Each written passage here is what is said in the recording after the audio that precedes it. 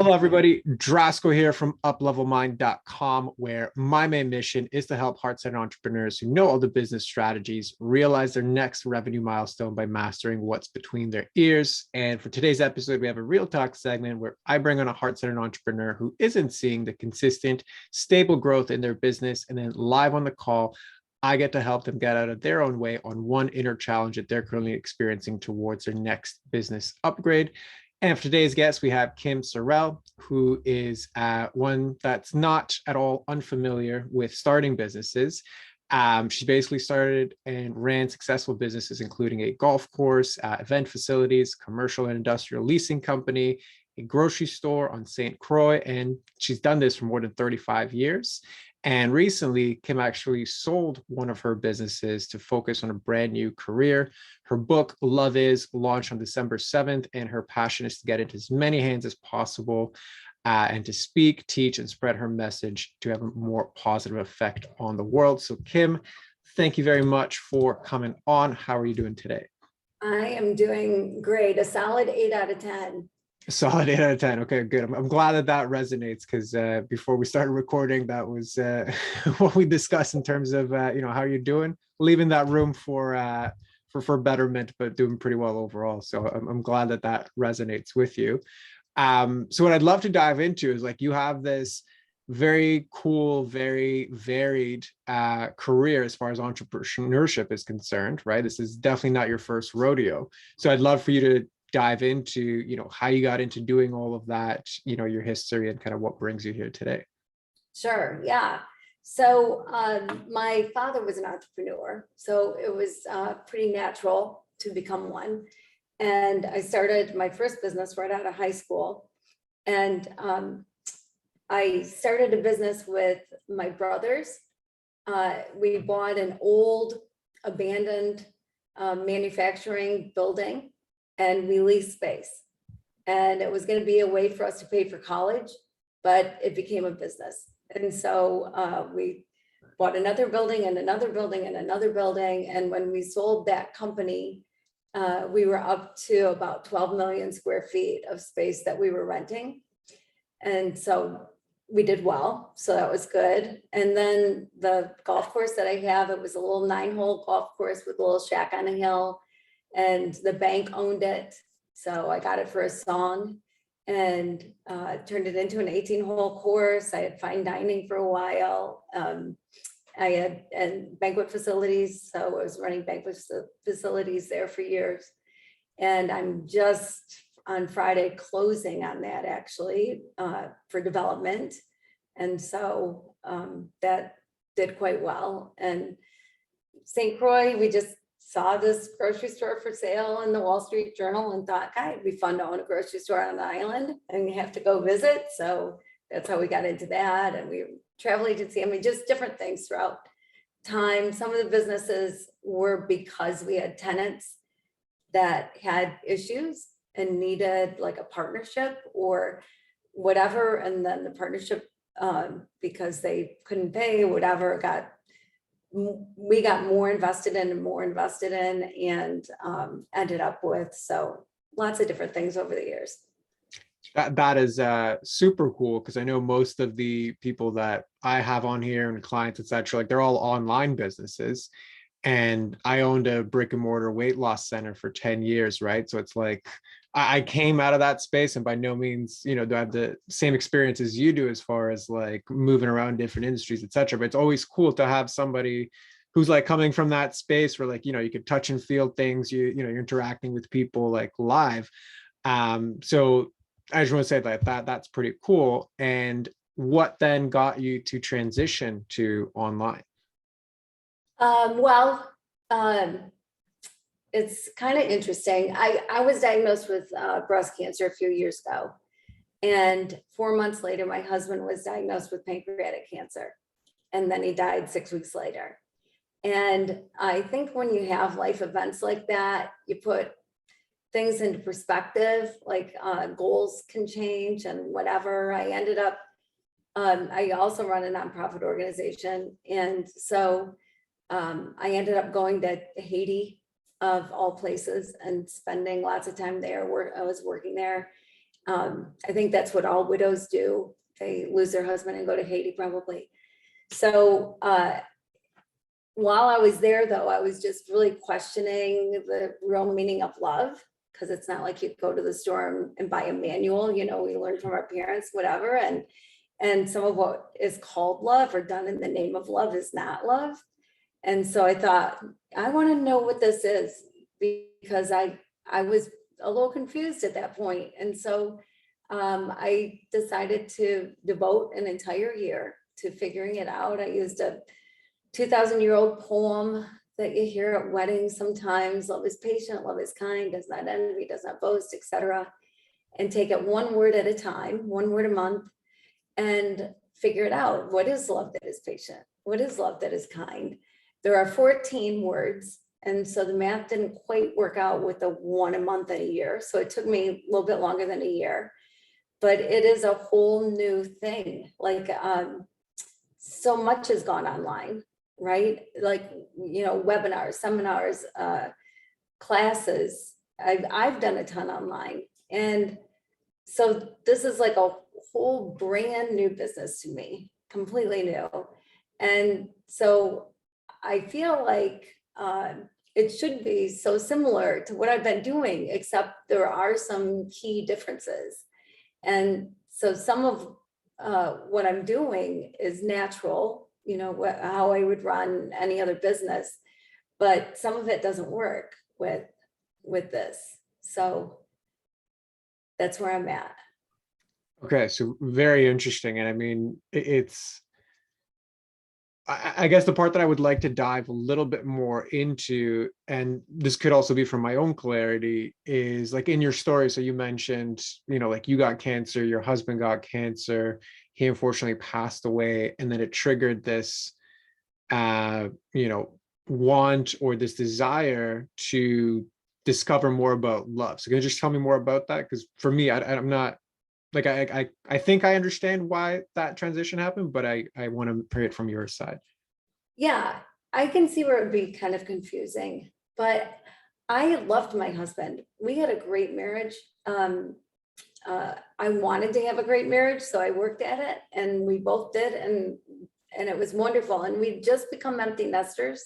I have 5 kids, and it was wonderful. Like, I don't know what was so exciting about it, except that we were only together for a couple years before we got married. And so now we were going to have this time together. And a month before I was diagnosed, we became empty nesters, and I was in love. And we were supposed to be that couple that sits on a porch together in rockers and drinks lemonade when they're in their 90s. You know, that was the dream. That was our life. And losing that, I was 47 years old. And so, you know, half the time I thought I would be with my husband or whatever.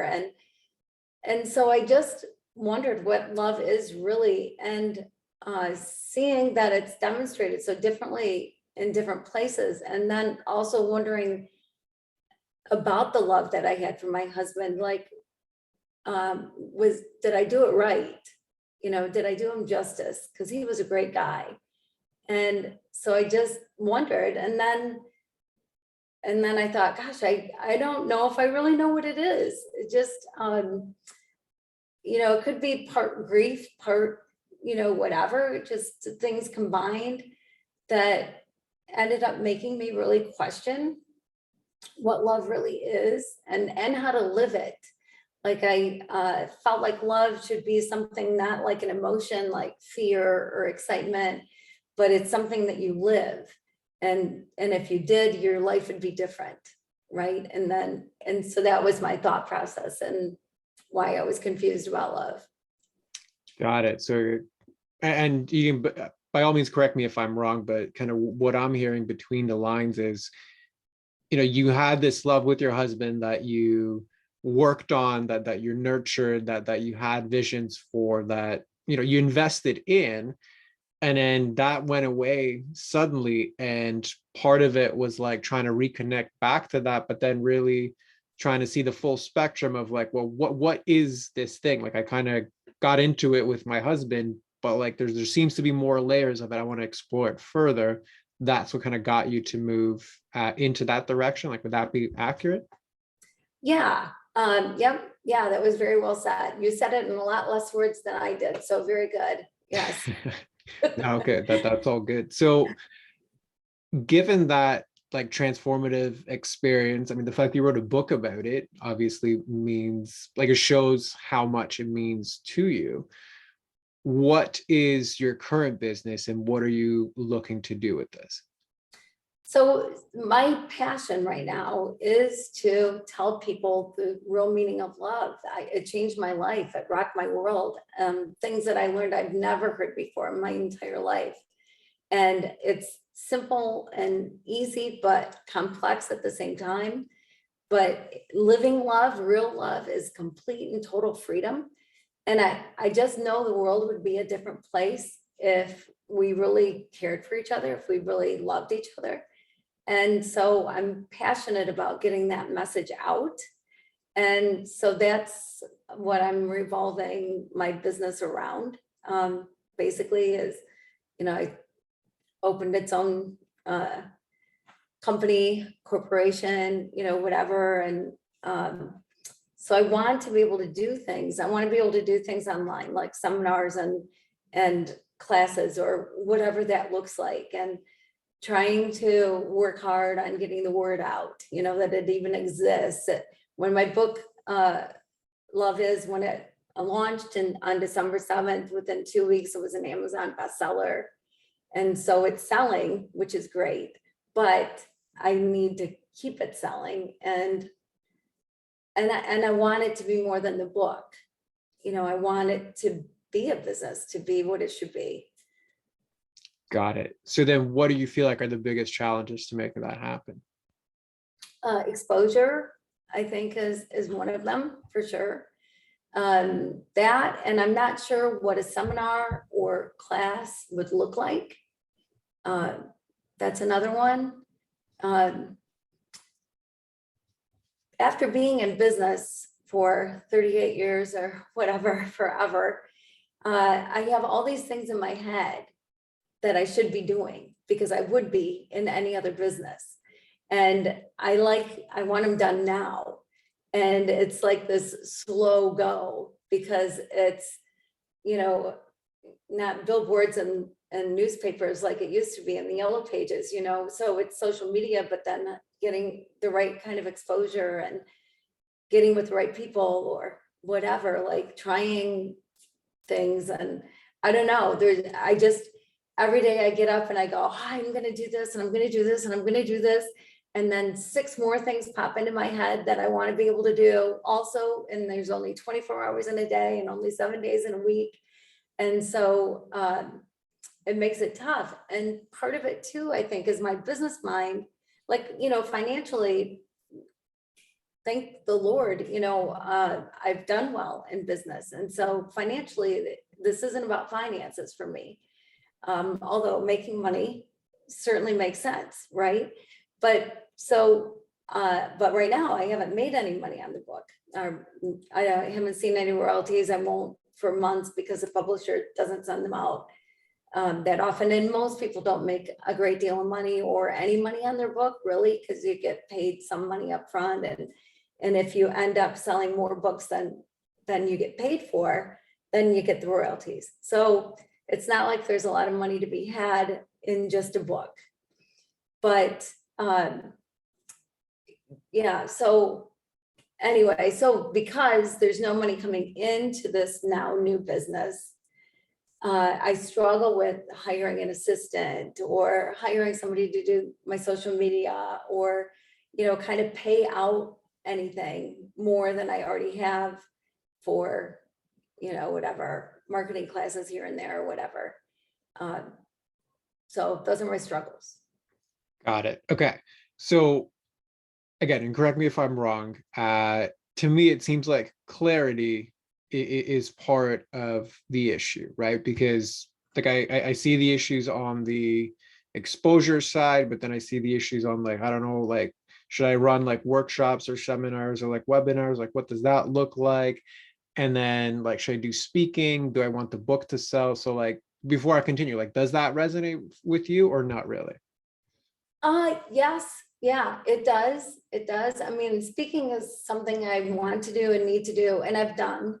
And I've got some things booked, but you know, when you're kind of a no-name person, to become something, you know, to that people want to hear you talk, care about what you have to say, like it takes a minute and it takes something different than what I'm doing probably, or more than what I'm doing. Got it. So if you had to choose between the book selling a lot or like an offshoot business as a result of the book, or I'm sorry, put it a different way. If you had to choose between the book sells, you know, whatever, 1 million copies, but I never do any like speaking, or the book sells very little, but I do very lucrative speaking career, which one would you choose? Speaking, Speaking. because, yeah, because I think that the more I speak, the more the book will sell anyway on its own. Yes, So, I do agree with you, and vice versa. But I just want to kind of make sure what the real goal was. So if right. the real goal then is speaking, why the focus on selling the book so much? That's a good question. In my head, I would say that it's been, well, the more I sell the book, then I have more clout. And I can say to people, well, hey, I've sold this many copies of my book, you know, whatever, it was a bestseller, you know, I'd love for it to get on the New York Times bestselling list, or, you know, a bigger one than Amazon, but Amazon's pretty good. But then there's like automatically you've got something going for you to be able to say, this is why you should pay me to speak. Got it. And if the book sold a lot and it gave you the clout, what would it allow you to do? Like just earn more as a speaker? Yes. Yeah. Okay. And the vast experience that you've had diving into 1 word a month for 14 months, that's not enough clout for you. That's a nice way to put it. Yeah, actually, I guess that's some clout, but I haven't really looked at it that way, because I don't know. You know how what you do, what I do, what anybody does in life, you think everybody else has that same skill set. Like, you know, I've got a granddaughter who's an artist. I can't draw a thing. And she just thinks anybody can draw. Like, she doesn't think it's a big deal. And so maybe that's part of what's in my mind, is that, you know, I did this, but anybody could go on a journey like this and pick something to do or whatever, I Right. guess. So can you, you know, how many people can you name that have had a similar experience to you? Nobody I know personally. Right. And can you think of somebody that you don't know personally that's had, you know, let's just say the same experience as you? They've had similar, but like the same. The same experience? No. Mm-mm. Okay. No. Yeah. So you're uniquely positioned to be the fullest version of you. You've gone through something that, you know, okay, like you're not the first person to lose a loved one, fair, but I mean your story of what you did post that is extremely unique, right? Especially the sentiment of like 1 word a month, and I want to deep dive into that, and you know, I want to go to a different country and explore this. Like, you know, the immediate image that pops into my head is like eat, pray, love, right? Like, and that's not even remotely close to like this, but it's just like something was a catalyst, and then the story blossomed out of it. And I know very little about your story other than like the conversation today, but even just the bits that I know, it's very captivating, right? And to me, it's interesting that you're chasing clout based off of criteria. Like people can buy their way onto bestseller lists, right? Like if you have enough of the capital, and if sure, if you wanted to do it, like you can buy your way onto that. But like you could buy your way onto it and not be legit, or you actually have the meat of a very legit experience. But it's like I feel like you're discounting that and putting the cart before the horse to get this quote unquote clout. So again, before I continue, like how does that fall for you? You're a smart man. Yeah, I think you're right. Yeah, I haven't credited myself enough, I guess, that to think of that as clout, to think of that as enough clout.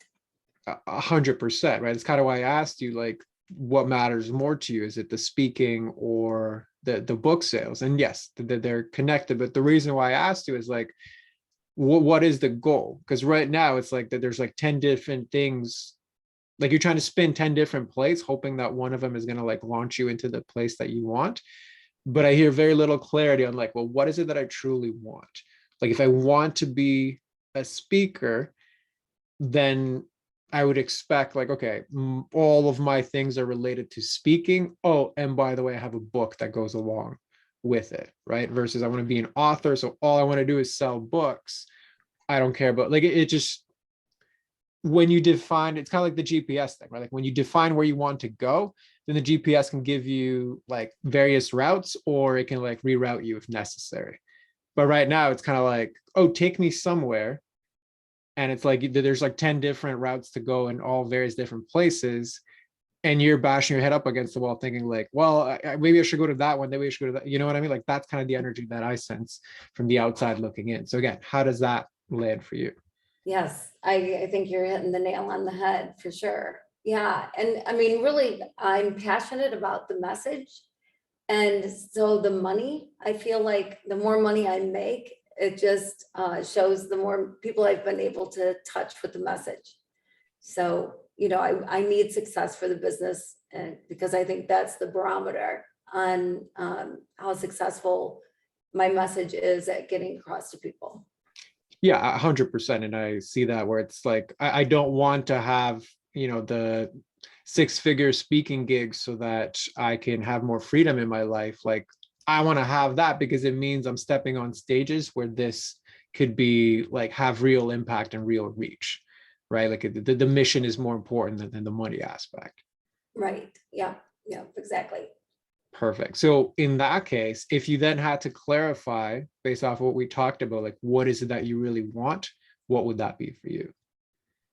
More speaking than book sales, I would say, or in general, yeah, I'm speaking.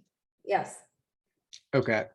And why do you feel like you can't, like what's the biggest challenge to getting more speaking? I guess knowing where to get it, maybe part of it,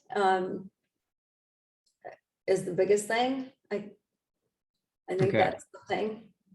And when you were, buying businesses and buildings prior, did you know everything before you started? No. Mm-mm. Okay. And how did you figure it out? Trial and error, some of it, from books, from whatever resources I could. We didn't have the internet at the beginning, but as time went on, certainly Googling things and getting whatever information I could off the internet was good. So that would make sense to do some research and figure out how to. So you have the skill set. I mean, it's not even like I understand it. It's like it's proven time and time again that you can figure out stuff that right? It didn't take a lot of probing to realize that what you really wanted to do was speaking. So what I'm curious about is why do you think you didn't utilize the skill set you had to figure out more of the speaking puzzle? I think just because it's like an avalanche of things right now. Like I get phone calls every day for podcasts, for TV interviews and radio interviews, and there's just so much that's going on. And then trying to keep up with social media, which that's a full-time job, I feel like, all by itself, and getting emails out and responding to notes that I get, emails that I get. Right now, it just feels like there's this mountain. And so I'm picking away at the mountain, but I'm not getting to the core of the mountain, to the things that I really should be spending my time on, because I'm so wound up in all the stuff that has to happen every day. Right. And that was going to be my follow-up question is how many of those things coming your way actually align with the goal of getting more speaking? Some of them do. So I what would percentage? hope, um, maybe 50.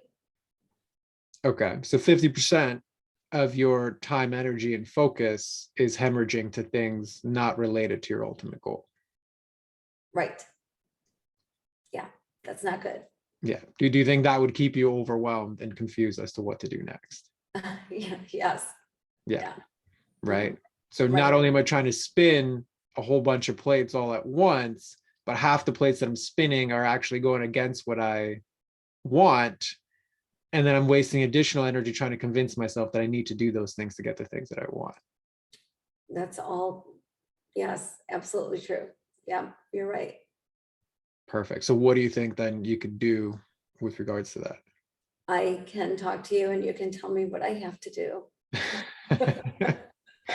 Well, yeah, thank you. That's definitely one option. Uh, To tell you yeah, all of, yeah, sorry, go ahead. no, you go ahead. Well, I should say to tell you all of the things, I mean, it would go beyond the scope of like, this container, but just kind of as an awareness piece of the outside looking in, just saying no to the things like right now, it's like the main problem is like, I'm not keeping the goal.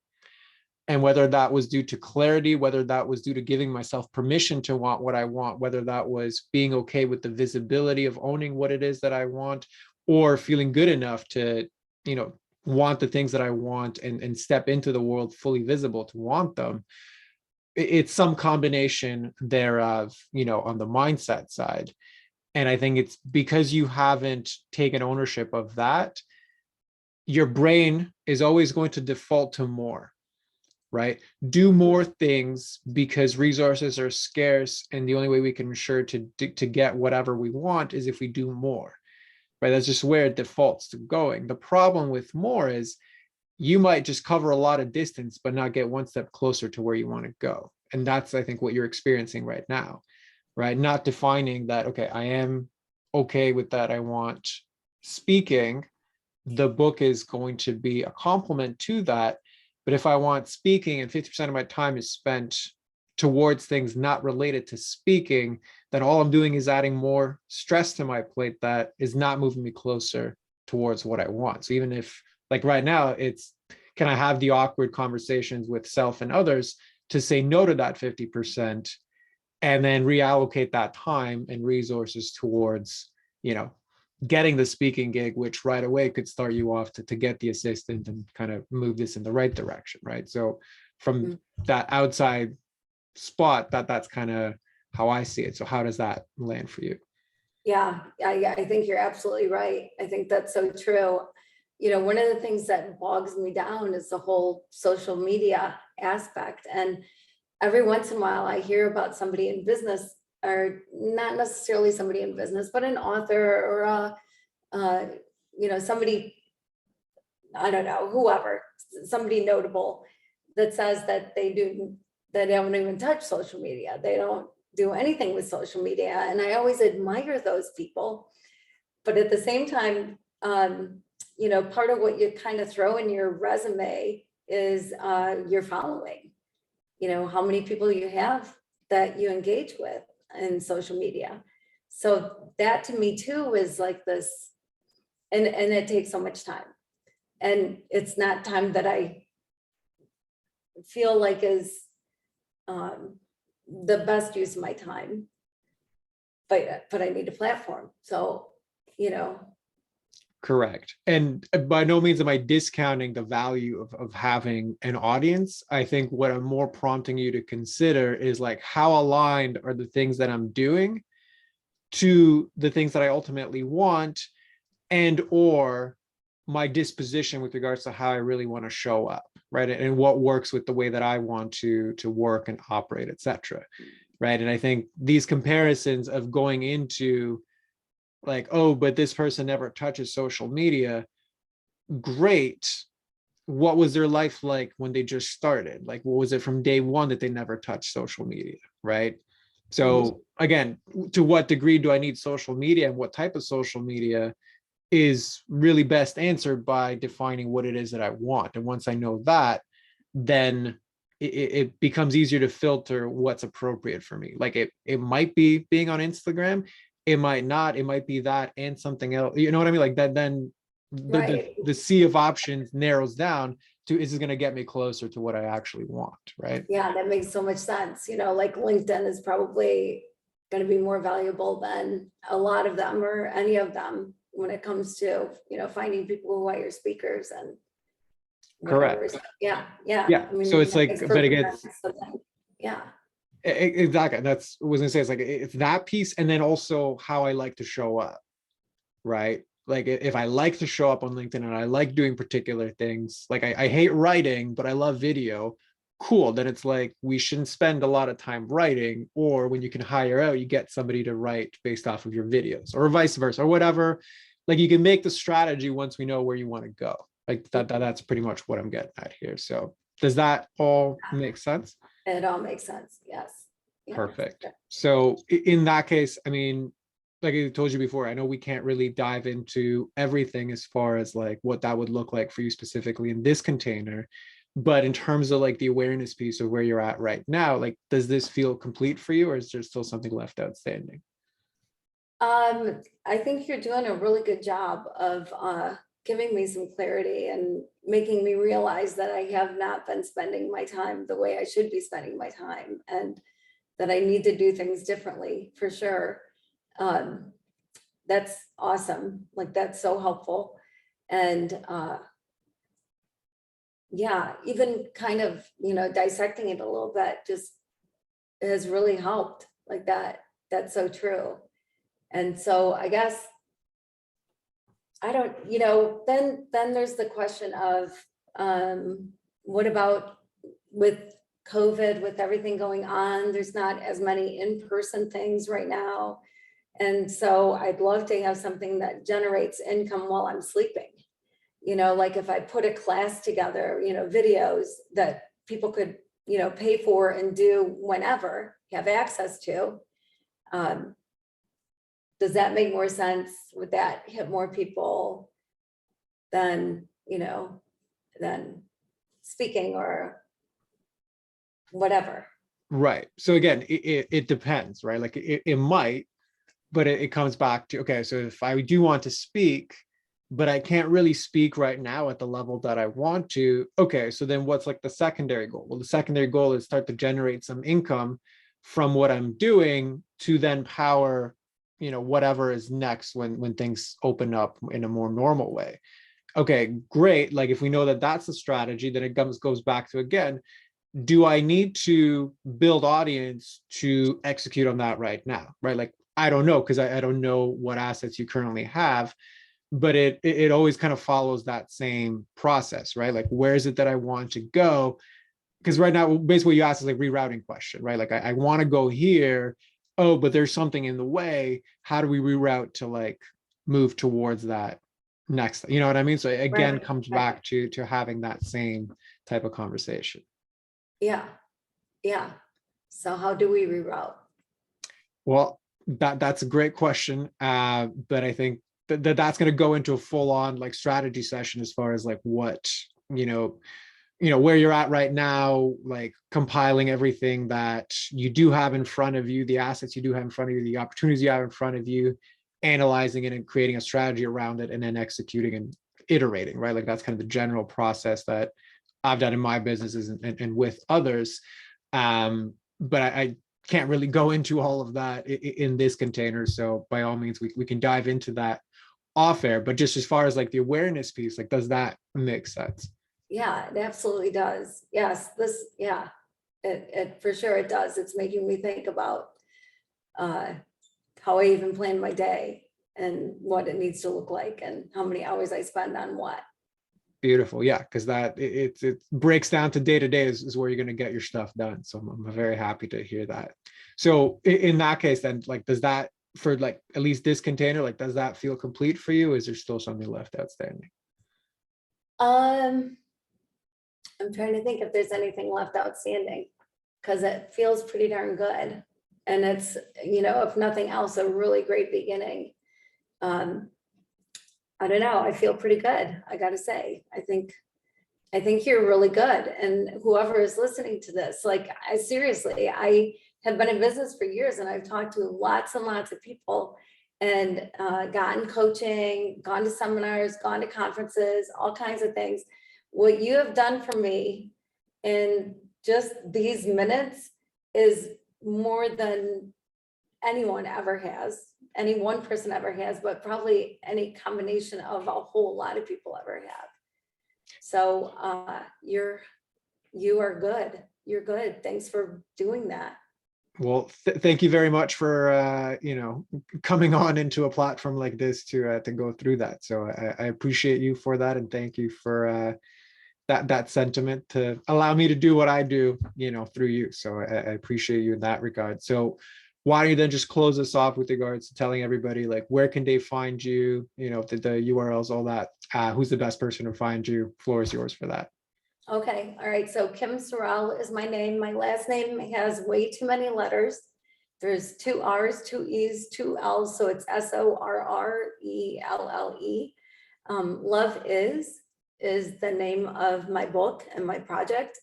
And on Amazon, I'm in brick and mortar stores though as well, like Barnes and Noble, wherever, and on any other online platform where you can buy a book, I'm there. My website is kimsorrelle.com. But I am the only, believe it or not, Kim Sorrelle spelled this way in the entire world, because like I said, it's too many letters in my last name. And so I'm pretty easy to find. If you just type in love is anywhere, hopefully I'll pop up there. Beautiful. Well, thank you very much. And yeah, we'll include all of that in the show notes. So Kim, thank you very much for coming on, sharing your story and being vulnerable with us. And for everybody else, we'll see you on the next one. Okay, thank you so much.